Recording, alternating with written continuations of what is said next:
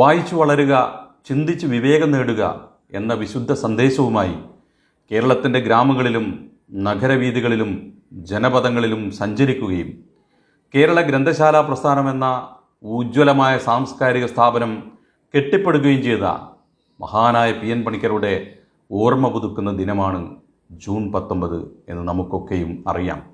പി.എൻ. പണിക്കരെ മാത്രമല്ല, കേരളത്തിന് സാംസ്കാരിക വിദ്യാഭ്യാസം നൽകിയ ചെറുതും വലുതുമായ അനേകം വായനശാലകളെയും അതിൻ്റെ ചാലകശക്തികളായ അസംഖ്യം പ്രവർത്തകരെയും ഈ ദിനത്തിൽ നമ്മൾ ഹൃദയപൂർവ്വം ഓർമ്മിക്കുന്നു.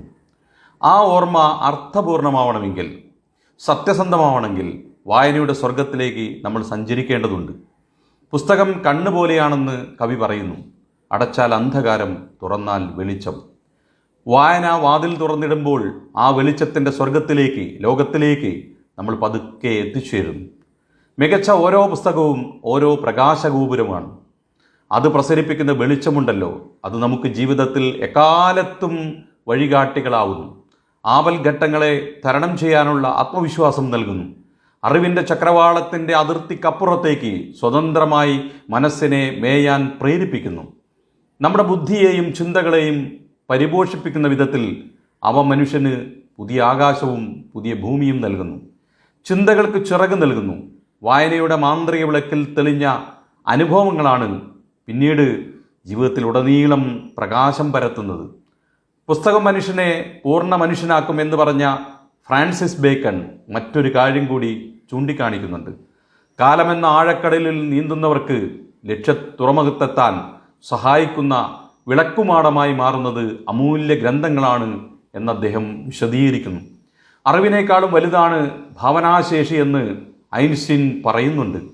മനുഷ്യൻ ഇന്നേ വരെ ആർജിച്ച നേട്ടങ്ങളുടെയും കണ്ടുപിടുത്തങ്ങളുടെയും അടിസ്ഥാനം ഭാവനയുടെ പ്രവർത്തനം തന്നെയാണ്. വായനയിലാണ് നമ്മുടെ ഭാവന പ്രചലിതമാവുന്നത്, പ്രവർത്തന സജ്ജമാവുന്നത്. ഭാവിയെ രൂപപ്പെടുത്തുന്നതാണ് ഭാവന എന്ന് സാധാരണ പറയാറുണ്ട്. ഇന്നത്തെ വായനക്കാരനാണ് നാളത്തെ എല്ലാ രംഗത്തുമുള്ള ജേതാക്കൾ എന്നും നമുക്കറിയാം. നല്ല ഗ്രന്ഥങ്ങൾ നല്ല ചങ്ങാതിമാരെ പോലെയാണ്. അറിവ് കൊണ്ടും അനുഭൂതി കൊണ്ടും ആഹ്ലാദം കൊണ്ടും എല്ലാ കാലത്തും പുസ്തകങ്ങൾ നമ്മളെ ചേർത്ത് പിടിക്കുന്നു, നമ്മെ വിലയിരുത്തുന്നു, നമ്മളെ തിരുത്തുന്നു, നമ്മളെ വളർത്തുന്നു. സൗഹൃദത്തിൻ്റെ പദവി നൽകി സമാദരിക്കുന്ന പുസ്തകങ്ങളുടെ വായന നമുക്ക് ആനന്ദമാണ്, ആശ്വാസമാണ്, ആശ്രയമാണ്. നമുക്ക് വീണ്ടും വീണ്ടും ചെല്ലാവുന്ന പ്രിയപ്പെട്ട ഇടമാണ് പുസ്തകങ്ങൾ. വീണ്ടും വീണ്ടും തുറന്നു നോക്കാവുന്ന വിലപ്പെട്ട സമ്മാനമാണ് പുസ്തകങ്ങൾ. ജീവിതത്തിൽ എല്ലാറ്റിനെക്കുറിച്ചും എന്തെങ്കിലും ചിലത് നമ്മൾ വായിച്ചിരിക്കണം. ചിലതിനെക്കുറിച്ച് അറിയാവുന്നതെല്ലാം വായിച്ചിരിക്കുകയും വേണം. ഒരുപാട് വായിക്കുക മാത്രമല്ല, വായിച്ചതിൽ ഒരുപാട് ഉൾക്കൊള്ളുക എന്നതാണ് സുപ്രധാനമായി നിൽക്കുന്നത്. 1000 പേജ് അലസമായി വായിച്ചു പോകുന്നതിനേക്കാൾ എത്രയോ ഗുണമുണ്ടാവും അര പേജ് അറിഞ്ഞുകൊണ്ട്, മനസ്സറിഞ്ഞുകൊണ്ട് വായിക്കുന്നതിന്. നമുക്കറിയാം, വായിക്കുന്നതിനനുസരിച്ച് നമ്മുടെ ചിന്താശേഷി വർദ്ധിക്കുമെന്ന്. ചിന്താശേഷി വർദ്ധിക്കുന്നതിനനുസരിച്ച് നമ്മുടെ വായനയുടെ നിലവാരവും മാറി മാറി വരും.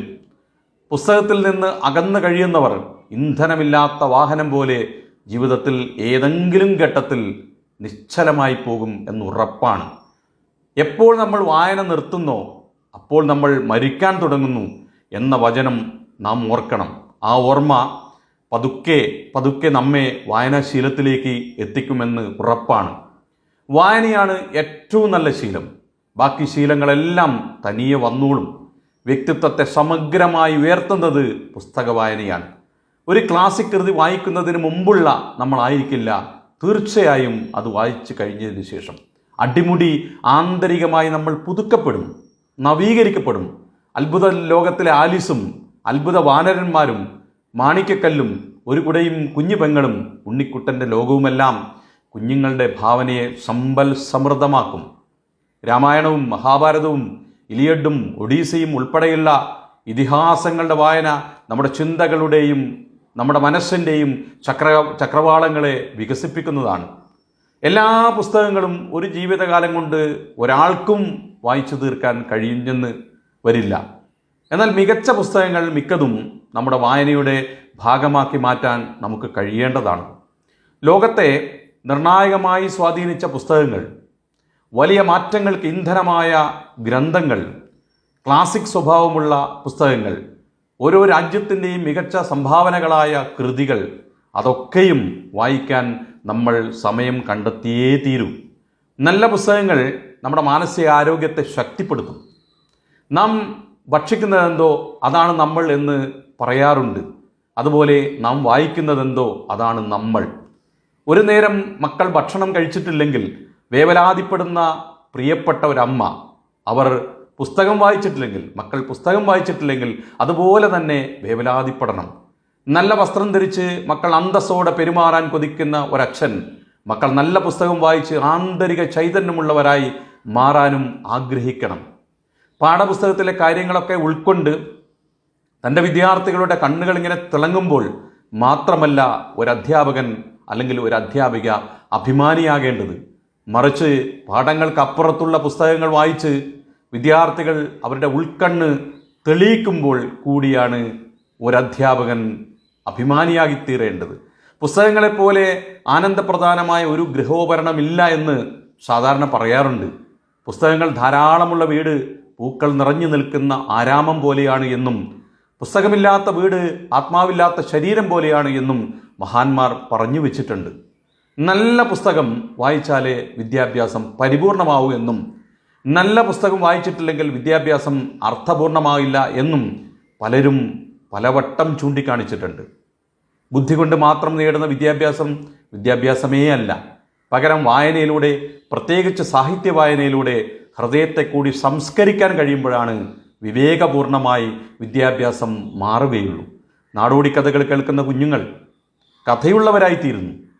ബാലസാഹിത്യകൃതികൾ വായിച്ച് വിസ്മയിക്കുന്ന കുഞ്ഞുങ്ങൾ വിവേകമുള്ളവരായിത്തീരുന്നു. ഒരച്ഛൻ മകൾക്കയച്ച കത്തും ടോട്ടോച്ചാനും ഒലിവർ ട്വിസ്റ്റും ഗളിവരുടെ യാത്രകളും അറബിക്കഥകളും ഗോസായി പറഞ്ഞ കഥയും ഉൾക്കൊണ്ട വിദ്യാർത്ഥികൾ ചിന്തയിലും സാമൂഹ്യബോധത്തിലും തീർച്ചയായും മുൻപന്തിയിലെത്തും.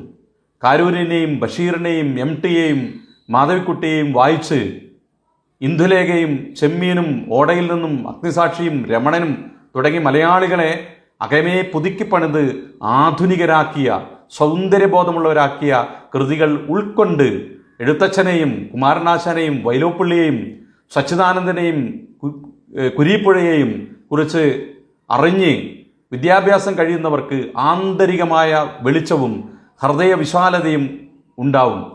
വായിച്ച് വായിച്ച് വസന്തമായി വളർന്നവർ സമൂഹജീവിതത്തെ സുഗന്ധമുള്ളതാക്കും. പുസ്തക വായന വാസ്തവത്തിൽ നമ്മെ അന്തസ്സുള്ളവരും വിലയുള്ളവരുമാക്കി മാറ്റും. അകമേ സമ്പൽ സമൃദ്ധരാക്കും.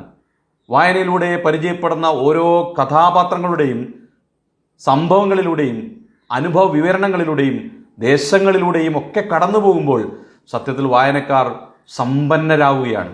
അറിയാതെ അനേകരുമായി സാഹോദര്യത്തിലാവുകയാണ്.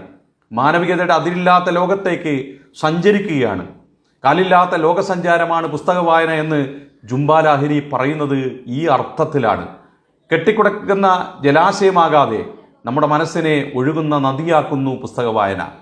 ആദർശമില്ലാത്ത മനുഷ്യൻ വഴിതെറ്റിയ കപ്പൽ പോലെയാണെന്ന് ഗാന്ധിജി ഒരിക്കൽ പറഞ്ഞിട്ടുണ്ട്. നമ്മെ വീണ്ടെടുക്കാനും നമുക്ക് ജീവിതാദർശം നേടിത്തരാനും പുസ്തകം സഹായിക്കുന്നു. നമ്മുടെ മുഖത്തും മനസ്സിലും ആനന്ദത്തിൻ്റെ പുഞ്ചിരി വിടർത്തുന്ന, സന്തോഷം വിടർത്തുന്ന മഹത്തായ പ്രവൃത്തിയുടെ പേരാണ് വാസ്തവത്തിൽ വായന. പദസമ്പത്ത് തെഴുക്കുന്ന, ആശയവിനിമയ ശേഷി പൂക്കുന്ന, ഭാഷയുടെ താഴ്വരയിലൂടെയുള്ള തീർത്ഥാടനത്തിൻ്റെ പേരാണ് പുസ്തക വായന. അറിവിനും കേവലം വിവരണത്തിനുമൊക്കെ അപ്പുറത്ത് അനേകം സംസ്കാരങ്ങളിലേക്കും ചരിത്രത്തിലേക്കുമുള്ള അവബോധത്തിൻ്റെയും അന്വേഷണത്തിൻ്റെയും പേരാണ് വായന. നിരാശ നിറഞ്ഞ മനസ്സിന് പ്രത്യാശയുടെ നക്ഷത്രങ്ങൾ നൽകുന്ന ആനന്ദത്തിൻ്റെ പേരാണ് വാസ്തവത്തിൽ വായന. അനുഭവ ദാരിദ്ര്യം കൊണ്ട് വരണ്ടു പോകുന്ന ഹൃദയത്തെ വസന്തകാലത്തിലേക്ക് കൊണ്ടുപോകുന്ന സ്നേഹയാത്രയുടെ പേരാണ് വായന. ഒരു ജന്മത്തിൽ തന്നെ അനേകം ജന്മം സമ്മാനമായി ലഭിക്കുന്നതിൻ്റെ പേരാണ് വായന. നമ്മുടെ ചെറിയ ജീവിതത്തെ, നമ്മുടെ കുഞ്ഞു ജീവിതത്തെ പച്ചയിലേക്കും പടർപ്പിലേക്കും ഇച്ഛാശക്തിയോടെ ആനയിക്കുന്ന പ്രചോദനത്തിൻ്റെ പേരാണ് വായന. ഉൾക്കാഴ്ചയുടെയും ഹൃദയവിശാലതയുടെയും മധുരിക്കുന്ന ഫലം തരുന്ന തേന്മാവാണ് വായന. മറക്കരുത്, മനുഷ്യരാണ് നാം എന്ന് ഏറെ സാഹോദര്യത്തോടെ സർവ്വചരാചരങ്ങളെയും നെഞ്ചോട് ചേർക്കാനുള്ള സൗന്ദര്യബോധത്തിൻ്റെ പേരാണ് വായന.